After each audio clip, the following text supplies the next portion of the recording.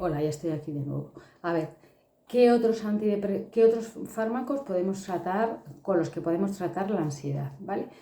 Pues uno de estos grupos de fármacos serían los antidepresivos, ¿vale? No todos los antidepresivos, solamente dos grupos. Los inhibidores de la recaptación de serotonina, como serían la sertralina, la fluoxetina, el citalopram, el escitalopram y también, por ejemplo, la paroxetina, ¿vale? Y luego, otro grupo, los inhibidores de la recaptación de serotonina y noradrenalina, como son la venlafaxina, la desvenlafaxina y la duloxetina, ¿vale? Otro grupo de antidepresivos, como serían los antidepresivos tricíclicos, como por ejemplo una amitriptilina, ni tampoco los inhibidores de las monoamino oxidasas, ¿vale? Serían los fármacos de elección en la ansiedad que cursa con depresión, un trastorno de ansiedad generalizada a largo plazo, ansiedad social y estrés postraumático, ¿vale? Luego a continuación digo otra pequeña cosita de esto importante. También se utilizan fármacos para la ansiedad como los antiepilépticos, ¿vale? Que tienen también cierta acción ansiolítica. Serían la pregabalina, que es conocida como lírica, que se utiliza para el trastorno de ansiedad generalizada, también el ácido valproico y también la gabapentina. Luego, otra serie de fármacos que pueden tratar la ansiedad, pero sería más una ansiedad puntual, como por ejemplo es el propanolol.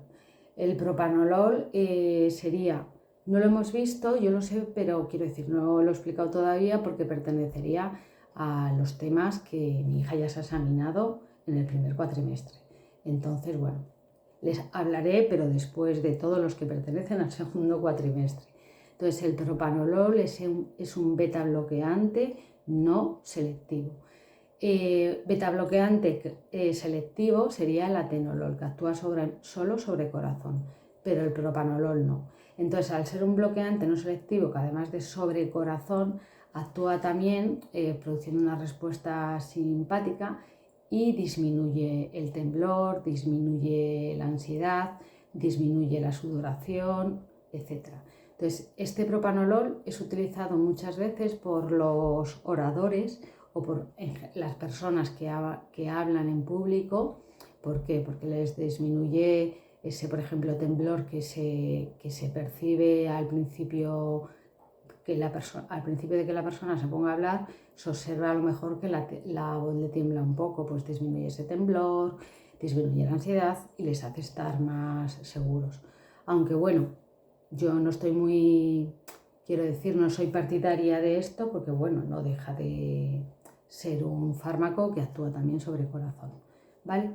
Luego, también se podrían utilizar para la depresión, para la ansiedad, antipsicóticos atípicos, como puede ser una risperidona, una olanzapina o una quetiapina, pero no se utilizan apenas por sus efectos adversos. Sería ya en el caso de personas que tienen algún problema más psicótico, además de la ansiedad.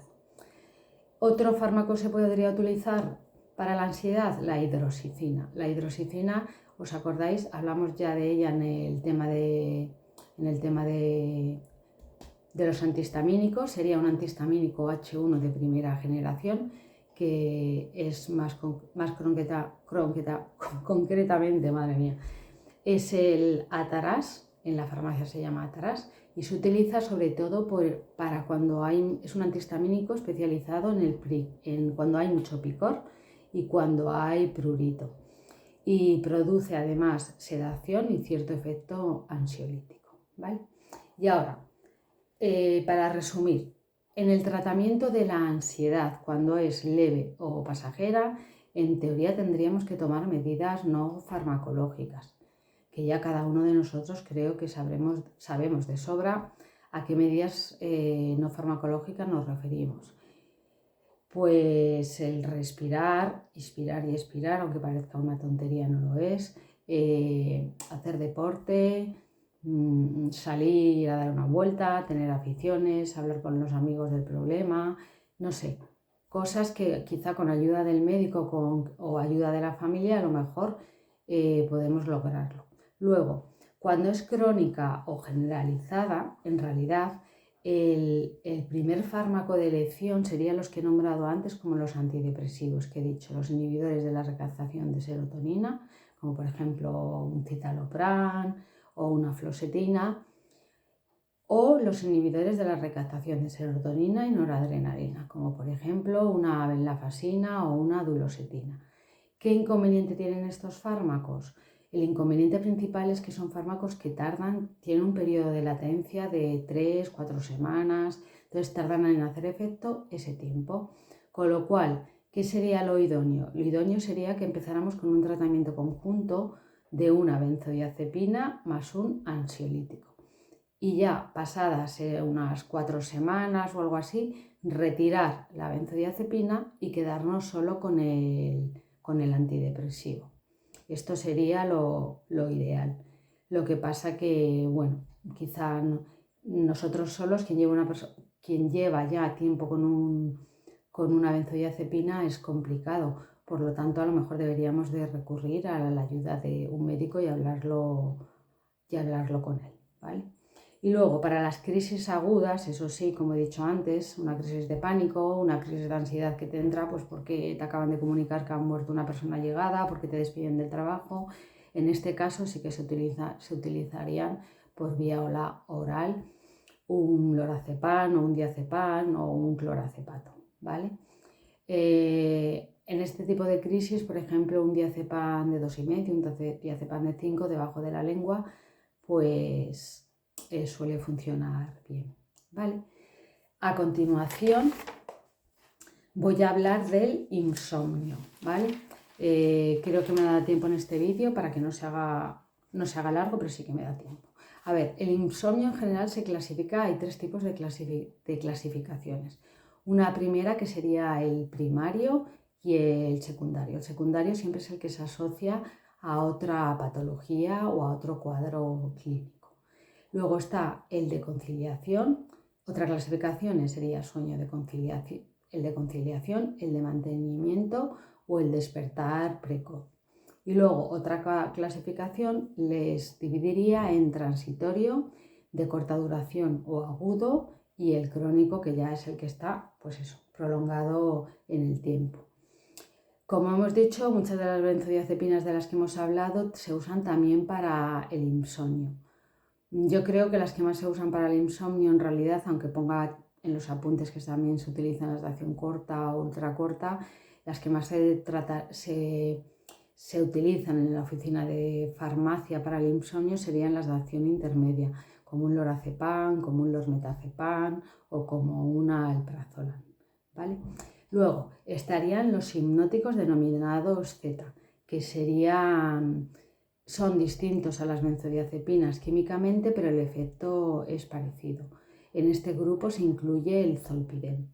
El zolpidem, que le hay de 5 miligramos y de 10 miligramos. El zolpidem sería un agonista que actúa sobre los receptores GABA-A, favoreciendo igualmente la apertura del canal cloro,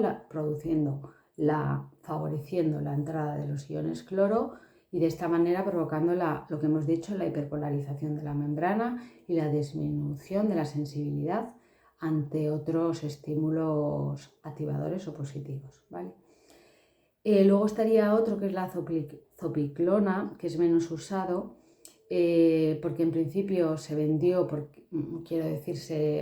se hablaba de que tenía como factor positivo que la unión era menor a proteínas plasmáticas, pero hoy en día se ha comprobado que no existen diferencias significativas en cuanto a eficacia, efectos adversos y abuso y dependencia.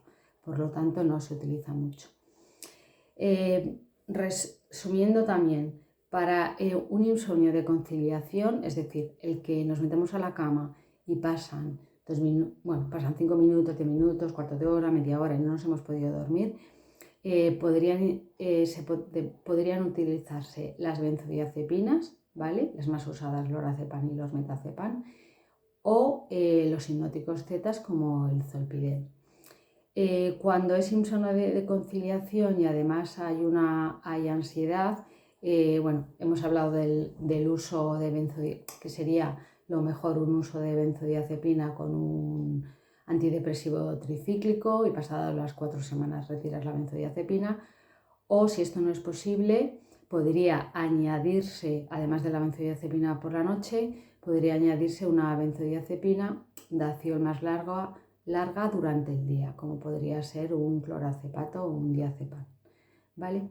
Y luego, importante, que siempre estos fármacos han de retirarse progresivamente, ¿vale? Porque si no existe un efecto rebote. ¿Qué más fármacos se utilizan para el insomnio? Podrían utilizarse los antihistamínicos H1 de primera generación, como ya habíamos hablado de ellos, como la dosilamina, que es la dorbidina, y como la difenhidramina, ¿vale? Que dijimos ya en su día que tienen propiedades hipnóticas. Ojo con los mayores porque el efecto anticolinérgico que presentan es fuerte. También podríamos utilizar barbitúricos, pero no se usan porque la capacidad adictiva de estos es muy fuerte y tienen muchos efectos como en el sistema nervioso central. Y luego otro de ellos, que es el clometiazol, que tiene efecto sedante, efecto hipnótico y también efecto anticonvulsivante. Sería el fármaco de segunda elección cuando no responden ni las benzodiazepinas ni los hipnóticos Z, ¿vale? Se utilizaría también en ancianos que presentan además de insomnio, ansiedad y mucha agitación, ¿vale? Y luego también se utilizaría en los casos de abstinencia en alcohólicos. Y ya por último, podríamos hablar que algunos antidepresivos también se utilizan para el insomnio, en el caso de que vayan acompañados el insomnio también con depresión, que hablaremos de ello, como sería una mirtazapina, ¿vale? O como sería la trazodona, que ya en el tema de antidepresivos hablamos de ellos. Y por último, estaría la melatonina, que hoy es muy usada y se dispensa mucho en la farmacia. Existen presentaciones publicitarias que se pueden dispensar. La melatonina, la concentración correcta sería la de 1,98 miligramos, aunque existen presentaciones en el mercado que presentan una dosis de 1 miligramo. Con dosis de 1 miligramo podríamos tomar 2 comprimidos.